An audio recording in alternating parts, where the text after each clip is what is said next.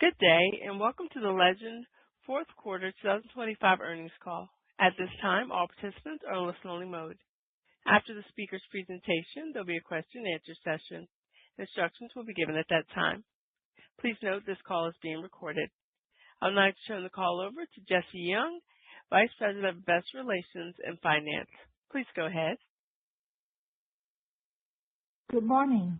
This is Jessie Yeung, Vice President of Investor Relations and Finance at Legend Biotech. Thank you for joining our conference call today to review our fourth quarter of 2025 performance. Prior to this call, we issued a press release announcing our financial results for the quarter. You can find the press release on our IR website at legendbiotech.com. Joining me on today's call are Ying Huang, the company's Chief Executive Officer, Alan Bash, the company's President of CARVYKTI, and Carlos Santos, the company's Chief Financial Officer. Following the prepared remarks, we will open up the call for Q&A.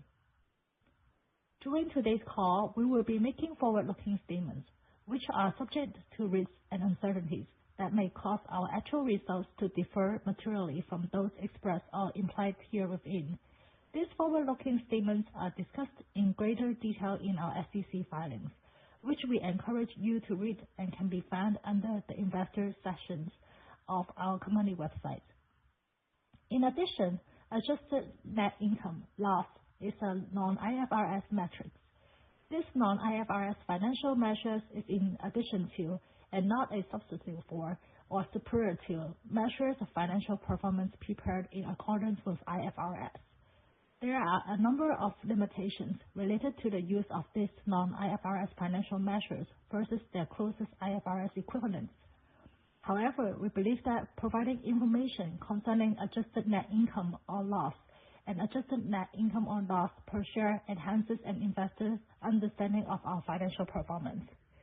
We use adjusted net income or loss as a performance metric that guides management in its operation of and planning for the future of the business. In particular, we exclude unrealized gain or loss from foreign exchange rate exchanges. We believe that adjusted net income or loss provides a useful measure of our operating performance from period to period. Our press release includes IFRS to non-IFRS reconciliation for these measures. With that, I will now turn the call over to Ying. Hello, everyone. Thank you for joining us today. We closed out 2025 as the largest standalone cell therapy company with both commercial scale and next-gen pipeline optionality. And we look forward to becoming a fully scaled CAR-T leader this year and presenting new data at upcoming medical conferences this year. We are pleased to have achieved CARVYKTI profitability in 2025 and believe we are poised to achieve company-wide profitability in 2026. You'll hear from Alan shortly about the impact that CARVYKTI has had on a global scale in recent months, but I wanted to share a few highlights on this front. During the fourth quarter of 2025, CARVYKTI net trade sales were approximately $555 million, which is a 66% increase year over year. We have brought hope to patients worldwide with more than 10,000 multiple myeloma patients who have chosen to be treated with CARVYKTI.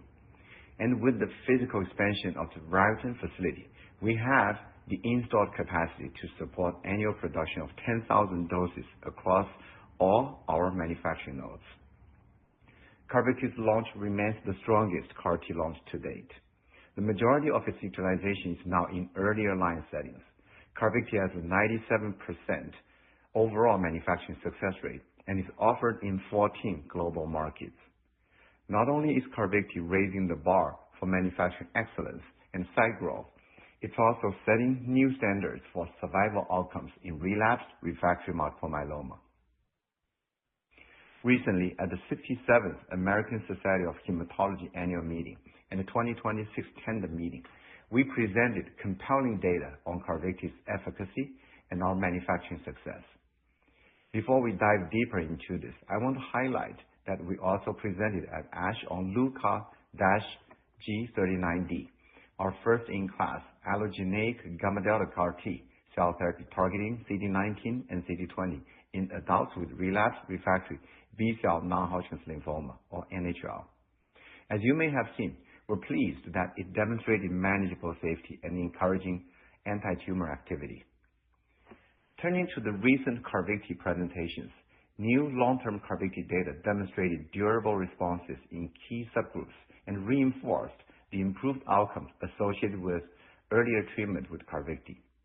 Importantly, triple-class exposed multiple myeloma patients with 3 prior lines of therapy in CARTITUDE-1 and CARTITUDE-4 achieved a median PFS of 50.4 months after single infusion of CARVYKTI. This represents one of the longest PFS outcomes for BCMA targeting CAR T therapy. Given that more than 50% of patients enrolled in the competing trial had only 3 prior lines of therapy, we believe the 50.4-month median PFS sets a new standard in this population. Additionally, an analysis of patients with standard risk cytogenetics from CARTITUDE-4 shows that earlier treatment with CARVYKTI improved survival outcomes, reinforcing its curative potential. 80% of the patients remained progression-free and off treatment after 2.5 years. Of standard risk patients in CARTITUDE-4 who were progression-free at 1 year, 93% remained alive and progression-free at 2.5 years. Furthermore, translational analysis of patients from CARTITUDE-1 and CARTITUDE-4 demonstrated stronger immune fitness and a more immunocompetent tumor microenvironment for patients earlier in the treatment journey. Again, adding to the body of clinical evidence that earlier treatment with CARVYKTI leads to better outcomes. Finally, commercial CARVYKTI manufacturing data from July 2024 through October 2025 were analyzed to examine manufacturing outcomes across multiple prior lines of therapy. Overall, 99% of the products were successfully manufactured when using cells from patients with 1 to 3 prior lines of therapy, with 6.5% out-of-spec product, compared to 97% for the 4th line and beyond, with 9.2% out-of-spec product. Not only are we unconstrained from a capacity standpoint, but we have also made significant progress on our manufacturing success rates. We are reinforcing this message about our manufacturing capabilities and, of course, the importance of earlier treatment and effective bridging therapy in the KOL community. To sum up, we believe these recent presentations from ASH and Tandem further strengthen our robust body of clinical evidence supporting the long-term benefits of CARVYKTI in multiple myeloma. This is one of the many reasons why we and our partner, Johnson & Johnson, are moving full steam ahead on our capacity expansion plans. Our partnership with Johnson & Johnson is built to scale CARVYKTI to its anticipated potential of more than $5 billion in peak annual sales. Beyond current indications of CARVYKTI, we are continuing to advance our earlier line studies to potentially expand our addressable market. Notably, CARTITUDE-5 and 6 studies have both completed enrollment already. Based on the data presented recently, earlier treatment may deliver greater durability at lower lifetime cost. We look forward to sharing data when the number of pre-specified events is reached. Looking ahead at our long-term growth, in addition to moving CARVYKTI into the frontline, we remain focused on our R&D pipeline besides CARVYKTI. We have developed a lean approach to leveraging investigator-initiated trials in China, or IIT, to rapidly establish clinical proof of concept, and each of our programs is gated by clear evidence thresholds, which avoids inefficient use of capital. For example, we advanced one of our first in vivo CAR T programs from candidate selection to first patient dosing in 6 months. We continue to anticipate that we will present clinical data this year. Additionally, we continue to invest in other blood cancer, solid tumor, and autoimmune programs that we view as having transformative potential. Our plan is to file 1 to 2 U.S. INDs by the end of this year. In addition to investing in our own in-house R&D efforts, we will be opportunistic this year about generating new revenues through business development efforts. To recap, we have several important milestones ahead this year as we look to increase CARVYKTI penetration in earlier lines and advance our next-generation cell therapies. With cash position of $949 million, we're balancing investment in future growth with disciplined expense management. We are pleased that CARVYKTI became profitable in 2025 and anticipate company-wide profitability in 2026. And with that, I'll pass it over to Alan to provide an update on CARVYKTI.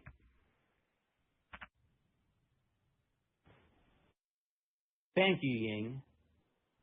Turning to our fourth quarter results, CARVYKTI net trade sales grew 66% year-over-year and 6% from the third quarter due to seasonality of shipments.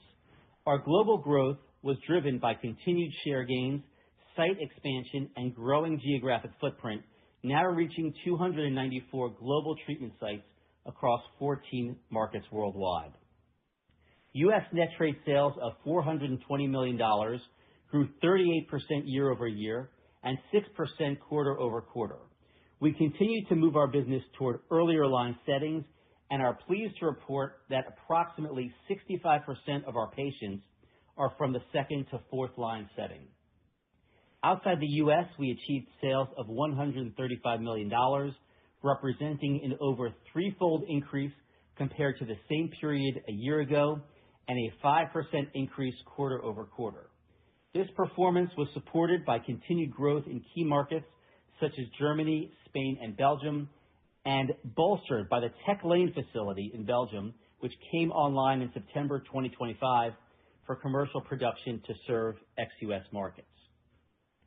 Looking at the broader multiple myeloma opportunity, BCMA-directed therapies remain significantly underpenetrated in earlier lines, with less than 5% of patients in the second through fourth line setting treated with a BCMA targeting agent in 2025. The majority of patients in this population are BCMA treatment naive, providing a unique opportunity for CARVYKTI to address unmet needs. Our strategic focus on earlier line use is strongly supported by evidence showing that earlier intervention yields better outcomes. As Ying highlighted earlier with data from the ASH and Tandem meetings, CARVYKTI demonstrated durable long-term benefits and improved outcomes are associated with earlier use. No other BCMA targeting CAR T therapy has matched this depth of long-term survival data or overall survival benefit over standard therapies. CARVYKTI's foundation of unrivaled evidence, coupled with our capacity to manufacture 10,000 doses annually with high success rates, positions us well to capture this sizable market potential.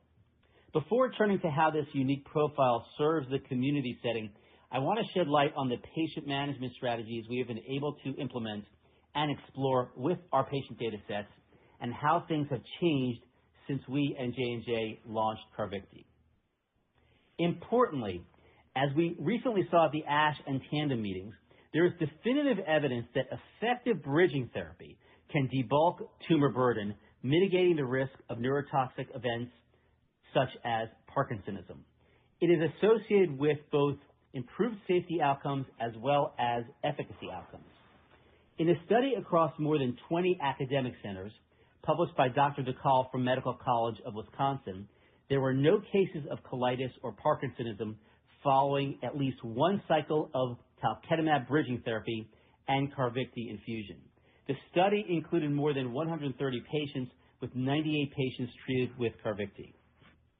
Furthermore, Dr. Sedana from Stanford published a very large study that looked at a total of 761 CARVYKTI-treated patients across 15 large tertiary academic centers. Of the 22 patients with Parkinsonism, 21 of these cases occurred in patients who did not have a response to bridging therapy. Clearly, implementing effective bridging therapy results in better patient outcomes, and we are educating physicians on the importance of this strategy. Turning to the community adoption, we believe CARVYKTI is well positioned for success here. There is no other CAR T with over 5 years of progression-free outcomes in late-line myeloma and a demonstrated overall survival benefit in earlier lines. CARVYKTI keeps raising the bar on efficacy as well, and as you saw at ASH, the median PFS was 50.4 months for triple-class exposed patients with relapsed refractory multiple myeloma and 3 prior lines of therapy from CARTITUDE-1 and CARTITUDE-4. As it relates to safety, CARVYKTI's profile is well understood at this point. Multiple CAR-Ts have had cases of Parkinsonism documented.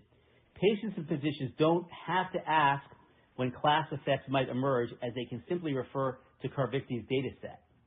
Furthermore, physicians have been using this data to improve patient management, and now we know the impact of effective bridging on safety outcomes, which can further reduce risks.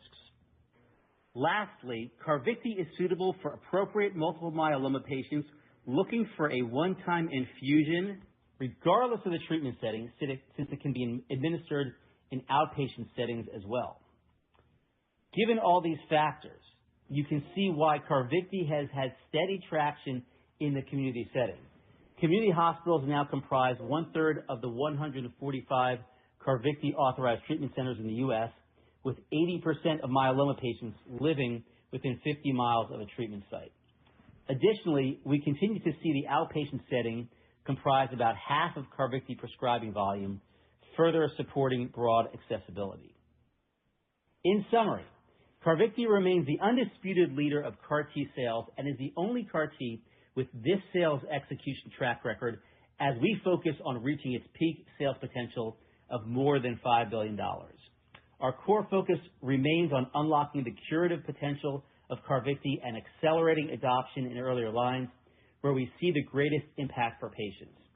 Over the course of this year, we expect to benefit from the following growth drivers: unmatched data maturity and survival data that is not seen in the class, extensive real-world experience treating more than 10,000 patients, far outpacing peers, educating physicians and patients on the benefits of CARVYKTI and advantages of earlier use, global expansion supported by capacity for 10,000 annualized doses, additional adverse event mitigation strategies to improve outcomes for CARVYKTI patients. Now I will turn it over to Carlos Santos.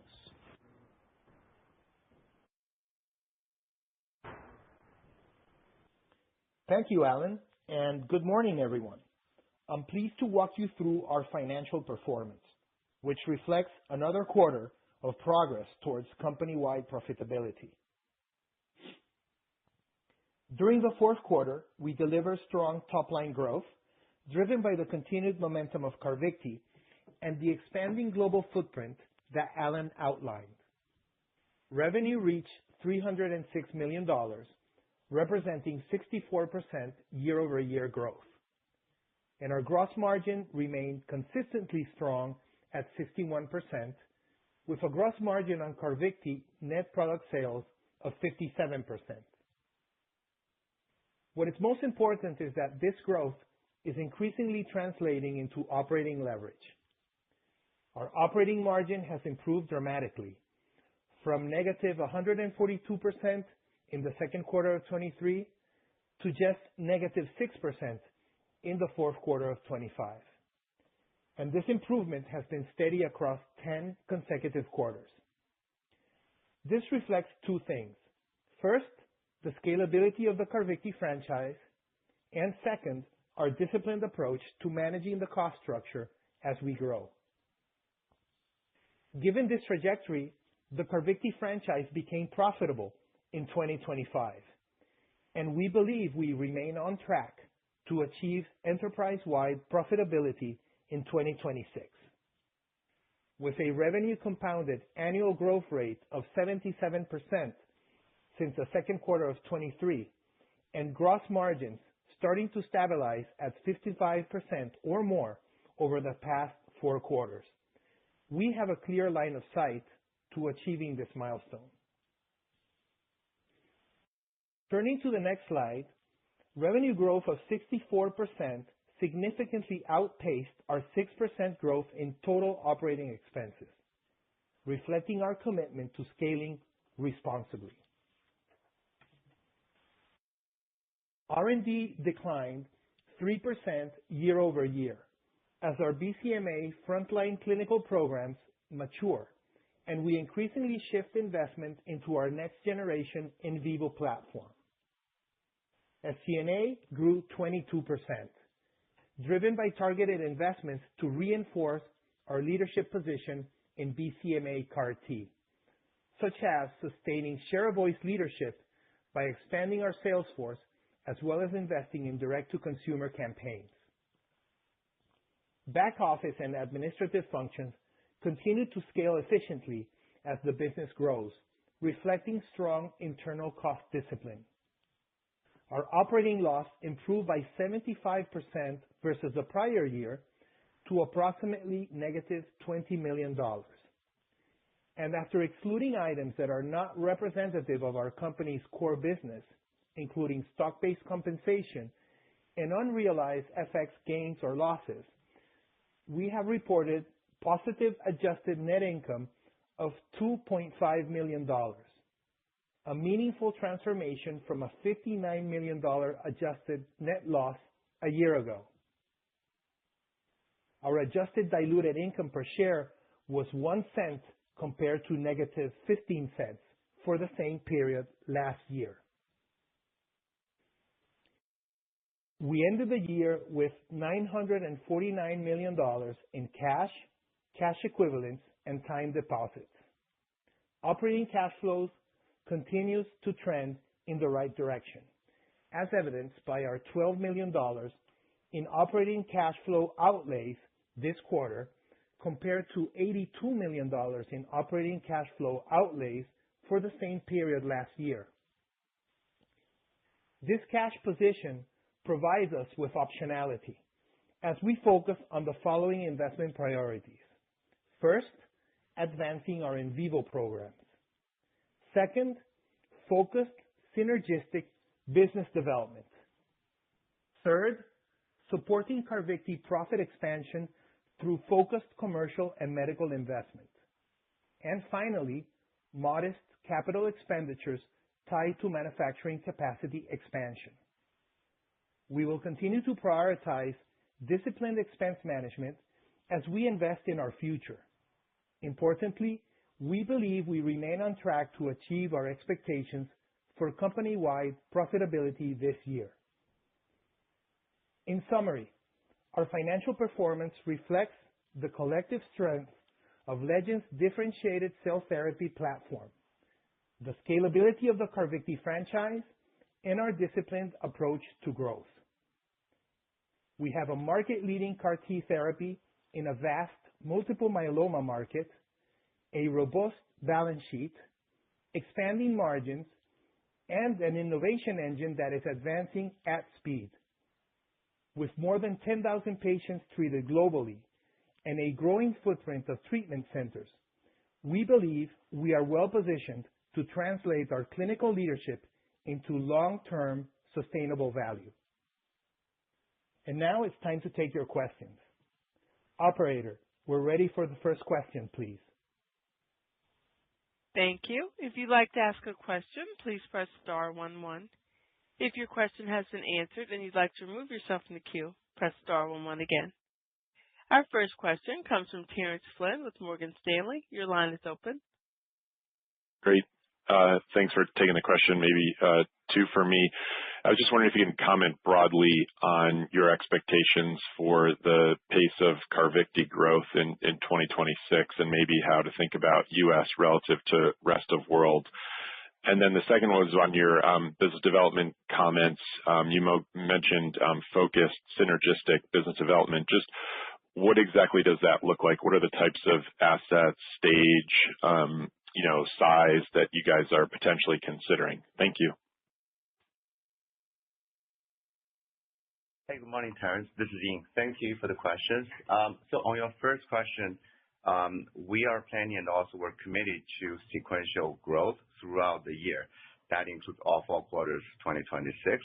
And we have said that, we feel reasonably confident of delivering CARVYKTI according to the street consensus number, which is about 50% top-line growth from last year, right? So that's what we're feeling confident about. And then on the second question about BD, I think it's 2 directions, right?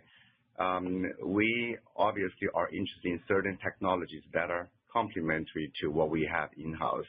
As you know, we have a couple in vivo CAR-T programs that are in the clinic today, dosing patients already, and those are lentiviral vector-based delivery.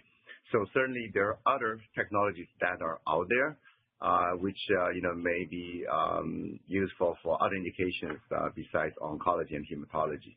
So those are certain technologies we're interested in bringing in-house or potentially co-developing with other partners.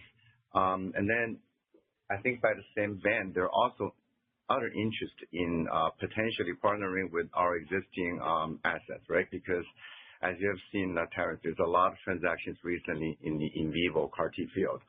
So we're also thinking ways to potentially accelerate the global development of our own in vivo assets as well. And obviously, there's no lack of interest on that. So that's what we mean by business development and trying to be focused. Thank you.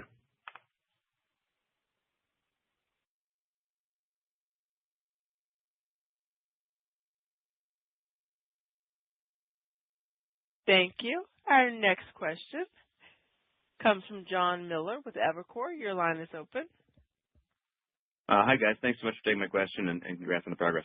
I guess I would ask, now that we've had a couple of months post-Majestic for you to get feedback from the actual providers and commercial sites, how are you hearing that docs are going to position the use of bispecifics in early lines relative to Carvykti? I mean, Ian, you went through some of the differences in the trials, but in the real world, how has the feedback been in terms of positioning, and how do you foresee driving growth in those early line settings where, Alan, you mentioned adoption is still very modest?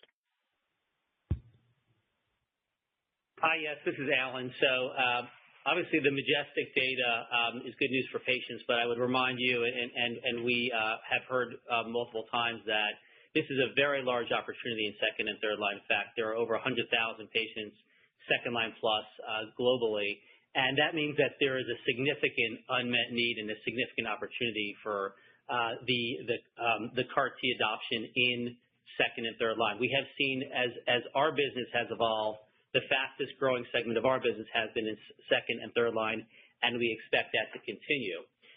We continue to hear very significantly that there is a very unique value proposition for Carvykti in these earlier line settings as a one-time infusion, delivering overall survival and 5-year treatment-free remissions in the patient set, in the later line patients as well. So we also have heard very significantly that the IMWG guidelines really help physicians understand that the sequencing here is important, that you want to get patients as quickly to CAR T as you can, and that putting a BCMA bispecific in front could diminish the efficacy that you could get from CAR T. So a very strong alignment with the IMWG sequencing guidelines, the significant opportunity, and the unique profile of CAR T is what we're hearing in the marketplace. Thank you. Our next question comes from Etzer Darout with Barclays. Your line is open. Hi, this is Luke on Francia. Thanks for taking my question. Quick on the community setting expansion. What do you see as some of the bigger hurdles for continued expansion there? Like, is it just site opening, or is it like training those community physicians? So in terms of the community adoption, we're very pleased with where we've been. And as I've mentioned earlier, we have about a third of our activated treatment centers are community or regional hospitals. And this is an important part of the community story. For example, I'll just give you a few examples: Orlando Health in Florida or Sutter Health in California. These are examples where we've been able to bring Carvykti closer to patients. Another example is we had an academic medical center activated, Hackensack University in the northern part of New Jersey, and now we have the southern part of the state covered with a regional affiliate, the Jersey Shore Medical Center. So those are examples where we are hearing very significantly that bringing Carvykti closer to patients with these community hospitals is a value add. We are also expanding the use in the physician practices, and I'm very excited to announce that in addition to the Virginia Oncology Associates activation that we had in 2025, we have now activated in Tennessee Oncology in Nashville, and that helps us again as we step forward into these community practices. We also have seen the referrals increase, and we are having more and more conversations between the activated centers and the referring base. So these are all the steps that we are heading towards. I think to your question, it's all about continued education and making sure that the community physicians understand that as they refer patients in, they are going to be getting their patients back without the REMS now in place. And we've heard that again as a significant gating factor, that without the REMS in place, more patients can be monitored closer to home. More community physicians are more comfortable getting their patients back and monitoring them locally, and that is enabling the referral base as well. Right, thank you.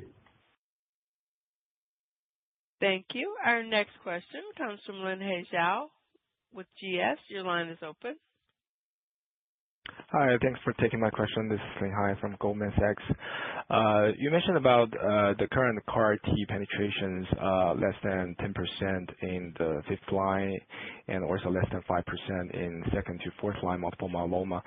Just curious, what would be your practical target, or can you further comment on the potential ceiling values for these CAR T penetrations in this both late line and early line multiple myeloma?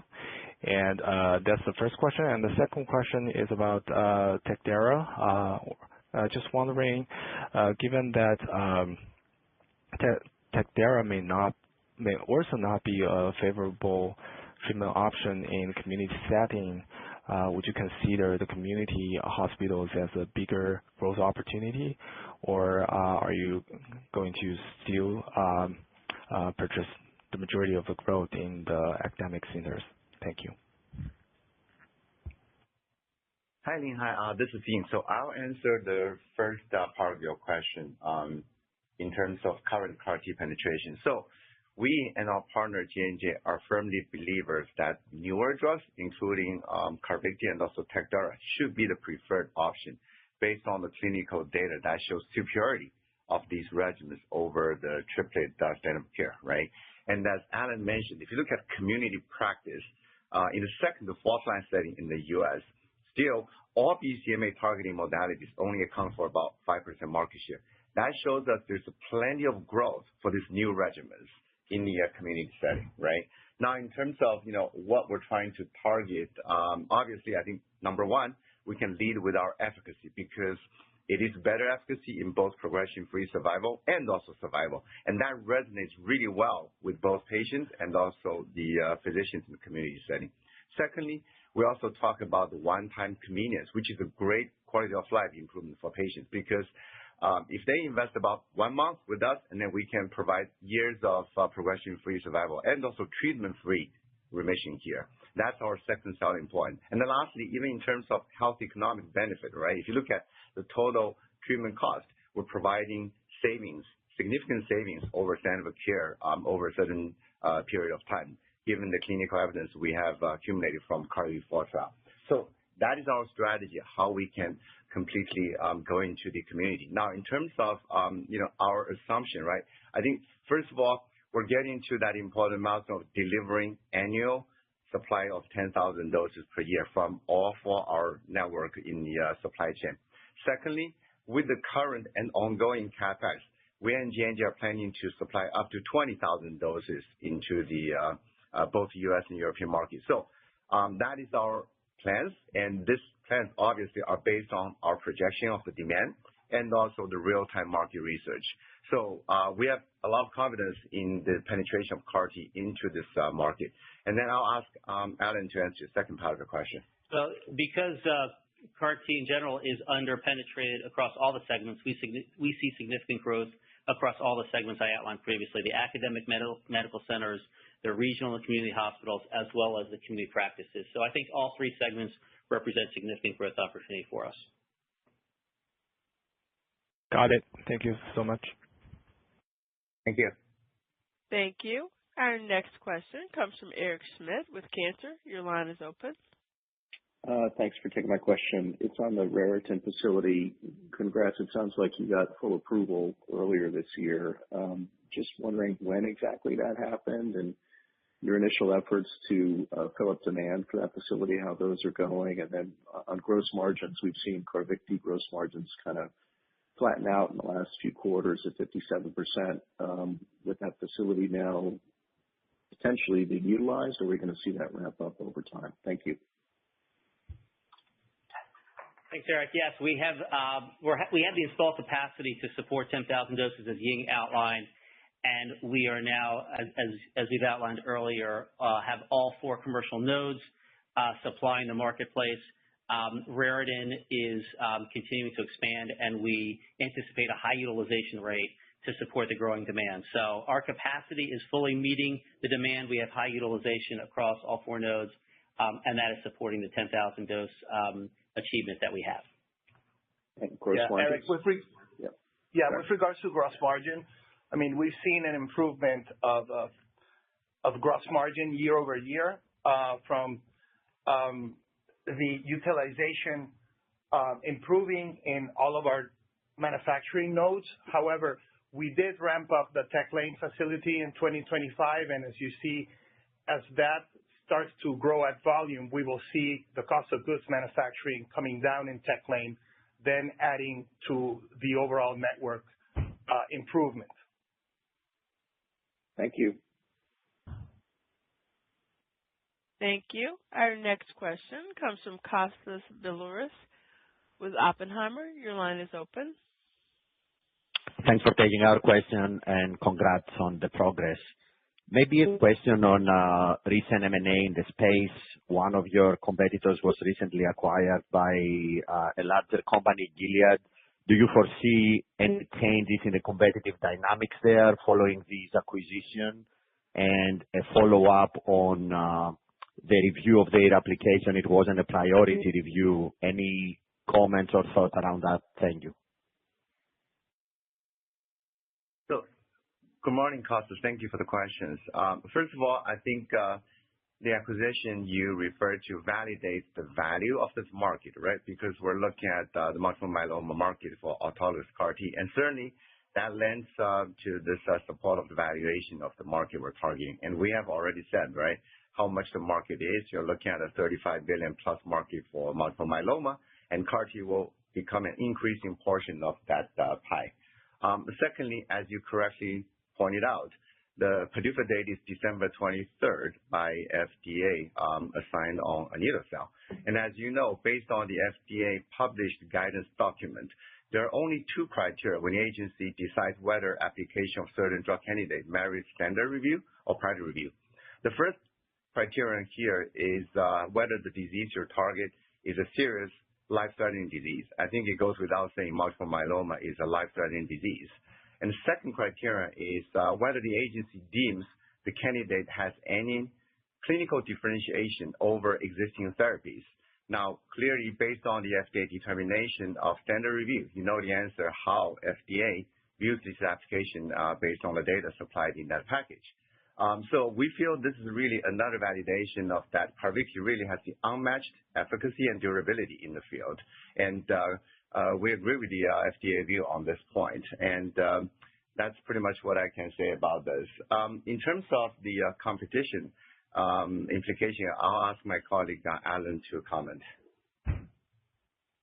We are prepared and continue to prepare for any timing for anito-cel. And again, I think as Ying mentioned, we feel very strongly that the data maturity that we have, the 10,000 patient experience, the length of follow-up, and the data that we presented to ASH around the 3 prior lines in triple-class exposed patients having a median PFS of 50.4 months really raises the bar on the efficacy story.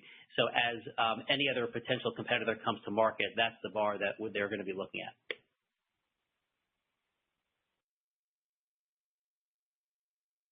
Thank you.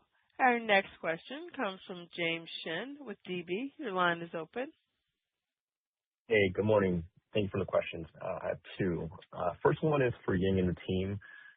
Appreciate the comments on CAR-T being underpenetrated and the runway for CARVYKTI meeting its $5 billion or north of $5 billion bogey. But there's a lot of discussion on competitive dynamics, on clinical profiles amongst CAR-Ts. But this is, I'm talking about autologous CAR-Ts. Is it feasible for Legend, Kite, and even maybe AstraZeneca down the line to manufacture enough BCMA CAR-T to really saturate the market or make one player the dominant Like, is there a way to make this a zero-sum game? And then secondly, appreciate the comments on biz dev as well. And it sounds like, well, I guess the question is Legend set on leveraging its lentiviral infrastructure and focusing on viral delivery platforms for its in vivo efforts, or is it early enough that Legend is also exploring non-viral platforms such as nanocarriers? Thank you. Thanks, James, for the questions. On your first question about CAR-T, we certainly do not believe this is a zero-sum game for all CAR-Ts. Because if you look at our growth, right, we have been treated already more than 10,000 patients, and we think there's still tens of thousands of more patients that will be treated by CARVYKTI. So we are on the pace to increase our capacity from annualized 10,000 to 20,000. Meanwhile, we're also looking at other options, for example, automation to increase efficiency and also output within the current square foot footprint, right? And we believe others, including AZ and Gilead, are using similar approaches. So clearly, we all believe that this is a space that is worth investing. And given, again, the efficacy, we believe that more and more patients will opt for CAR-T. So we still think there's a lot more to come in terms of supply to the market, and also, obviously, that will be matched by demand from the market. On your second question about Lenti, so as you know, since the company was founded in 2014, we have been working on Lenti vector as a delivery vehicle for CAR-T. So we have accumulated a lot of experience and expertise on this. And our first couple in vivo CAR-T programs in the clinic today are using Lenti vector as a delivery for the in vivo CAR-T programs in both non-Hodgkin lymphoma and also the multiple myeloma indications, respectively. Now, on the other hand, we also realize that there are other competing technologies, including what you mentioned, the LNP, encapsulated RNA or DNA. That's another way to look at it.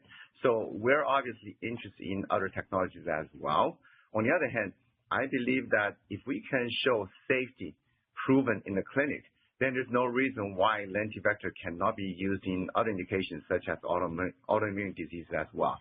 So we look at the space with a very broad net, and we're very open-minded in terms of potentially partnership or business development activity to bring in other technologies here.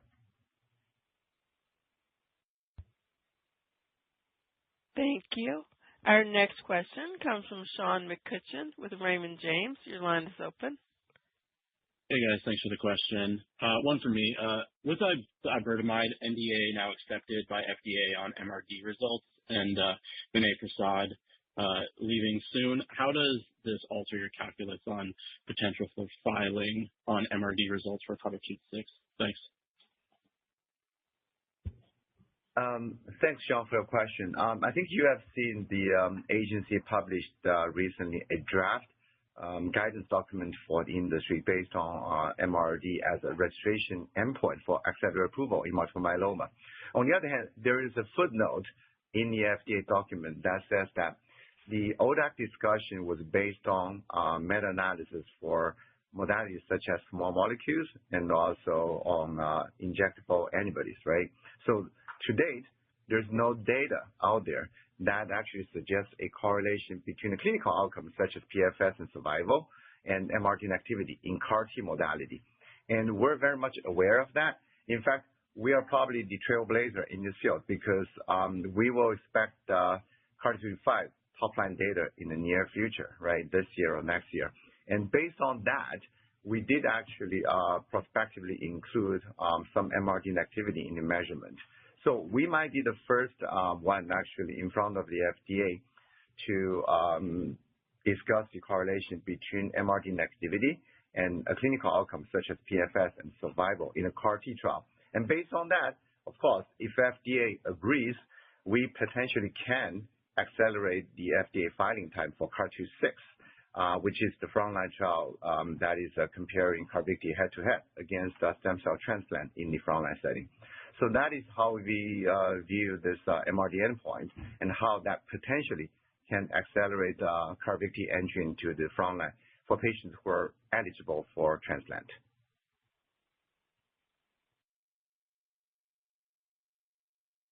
Thank you. Our next question comes from Ash Verma with UBS. Your line is open. Yeah. Hi there, guys. This is Natalie on for Ash, and thanks for taking our question. Just two quick questions from us. The first is, can you provide any color on how you're thinking of a potential Tecdara launch ex-US? And then our second question is just, could you provide the current breakdown of how many CARVYKTI patients are second and third line? Thanks so much. So on your second question, the split that we've shared is that the second through fourth line population continues to grow, and that is now 65% of our business, which is exciting because it shows an evolution, and it shows that the majority of the patients in our mix are getting it in earlier lines. And the only other sort of color on that one that we've shared is that, and we have seen this very significantly, that second and third line patients, while all lines are growing, second and third line continues to grow the fastest. As far as your question about Tecdara ex-US, I can't speak to the J&J plans there. I would just say that for CARVYKTI, we continue to see significant uptake in the ex-US markets. We are now in 13 markets outside the US. More major markets are coming online in 2026 and beyond. The uptake has been very significant in markets such as Germany, Spain, and Belgium, and others. And that's because, number one, they've been taking the learnings from the U.S. launches, applying them to patient selection and management of patients, as well as the healthcare systems really support this concept around a one-time infusion and getting patients from a budget impact into a long-term remission based on a single infusion. So there's very strong support ex-US for the CAR-T model and CARVYKTI specifically. And also, I just want to add to Alan's comment. For example, we only launched CARVYKTI in Spain last year in 2025. But right now, you look at 75% of the use already in second, third line in Spanish market. So clearly, there's a very quick update in European market for the early line use of CARVYKTI. And I think that positions really well, in this early line indication in Europe.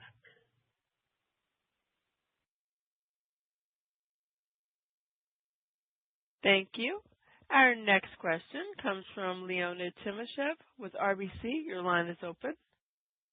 Hey, thanks for taking my question. I'm sure to ask two on the pipeline, just in terms of broad strategy. I guess first, you guys have explored allo approaches, gamma delta, NK, in vivo. I guess, how are you thinking about what the winner is going to be? Are you leaning into in vivo? Is that sort of the direction you're going to go in? And then second, you've talked a lot about the importance of long-term data and follow-up, especially as it relates to CARVYKTI and multiple myeloma. But as you develop these new programs in spaces that already have existing CAR-T options, such as myeloma or lymphoma, I guess, how do you get confident that what you're going to see early on in terms of response rates is actually going to translate to better long-term outcome data and make it worthwhile to move that program forward? Thanks. Morning, Leo. Thanks for your questions. On your first question, yes, you're right. We have explored, obviously, all modalities in the field of CAR-T, including autologous, allogeneic. That includes alpha, beta, and gamma delta T. And then most recently, also NK, as well as our latest entry into the field, that is in vivo. So I think based on the clinical data we have seen to date, and also based on what we're seeing in the field, yes, we are particularly interested and also excited about the in vivo CAR-T approach. Because on one hand, the in vivo CAR-T approach can provide a ready-to-go, off-the-shelf version that is very convenient for both patients and physicians. In the meantime, you don't have to worry about rejection, right? Because that is the biggest hurdle for allogeneic modalities in T-cell therapy. Here, you're leveraging the patient's own immune cells. Therefore, you really don't have to worry about rejection. So that is why I think the field is very excited about the promise of in vivo CAR-T. And obviously, you have seen some clinical data, and we have not published any clinical data yet, but based on data we have seen in patients so far, we're also quite excited about the manageable safety and also the preliminary efficacy signal as well, although we need more time to follow up in terms of durability compared to autologous. So there are certain metrics, for example, we can look at. In multiple myeloma, you can look at MRD activity. That is a very early but also very reliable sign for a longer-term clinical outcome. And that is how we can measure whether a in vivo CAR T targeting myeloma is effective or not, right? We also look at PK/PD, for example. If you look at the copies of T cell transduced in circulation, does that match the level we see, for example, in CARVYKTI in the CAR T program? So there are certain metrics we can compare and contrast between our in vivo program in the clinic and also our experience with CARVYKTI in the clinic. On your second question about the long-term data, I think if you look at lymphoma, right, just taking a page from the Yescarta clinical development program, you know that the 6-month CR, the 6-month complete remission rate is actually quite predictive for longer-term outcome. Again, so that is something that we track in the clinic as well.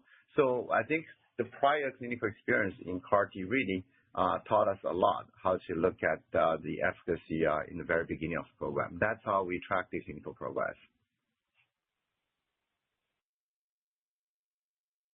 Thank you. Our next question comes from Yaron Werber with TD Cowen. Your line is open. Hi, this is Jana on for Yaron. Thanks for taking our questions. Two from me. One, I remember you have several multi-center trials investigating different strategies to mitigate some of the delayed neurotoxicity events that we see with CARVYKTI, including the Citadel trial and other trials at Wisconsin and Moffitt. Can you give us a sense of how those are progressing and the early signals you're seeing and when we might see data from that trial or those trials? And then secondly, on your in vivo programs, you said that we could see data in 2026. So how many patients, how much follow-up would you want to see? Would you need to see to share that data at a medical conference? Thanks so much. The Citadel study, which is a multi-center study looking at ALC monitoring and then management and treatment approaches, should have data presented at some point this year. And I would also point out that another significant data set are the data sets around bridging therapy, because as we hear more and more, this becomes a crucial strategy for physicians both in the community and at the activated treatment centers to adopt. And we see very strong support for and significant acceptance of bridging as a standard of care. In fact, we were very pleased in January to see the NCCN guidelines updated to include the use of talquetamab as a bridging therapy and a larger discussion about the need for bridging therapy in advance of a reinfusion of manufactured CAR T cells. And this is important because this is what is actually helping debulk the tumor and then get to better outcomes both on a safety and efficacy standpoint. Both the study that I referenced earlier from Stanford with Dr. Sedana, as well as the publication from Dr. DeCall and ongoing new studies from Dr. DeCall reinforce this concept that bridging therapy is really helping mitigate some of these concerns. And good morning, Jana. On your second question, as you know, it is our corporate policy not to comment on abstract until they're officially accepted by a major medical meeting. However, we are planning the first batch of clinical data in patients for our first in vivo program to be published and presented at a major medical meeting, potentially in the middle of this year. That's the plan. So please stay tuned. Thank you. And our last question comes from Mitchell Kapoor with H.C. Wainwright. Your line is open. Hi, good morning. This is Katie on for Mitchell. I was thinking about your manufacturing scale-up, and what I'm trying to get my head around is, do those 10,000 doses represent the number of samples processed or the number of transfusible doses produced? Are you making adjustments to patient selection and as you learn more moving into the clinic, or are you kind of expecting that rate to be about the same going forward? That figure represents our overall capacity to produce doses. Of course, from there are some drop-offs. There are, we also account for, days of shutdown. We account for non-clinical runs. We account for out of spec, which actually, those numbers are going down, so that's a lower portion of it. But so the 10,000 represents our overall capacity to support the marketplace, and then there are some adjustments from that number. Great. Thank you. Thank you. And this concludes our question and answer session. Thank you for your participation. You may now disconnect. Everyone, have a great day.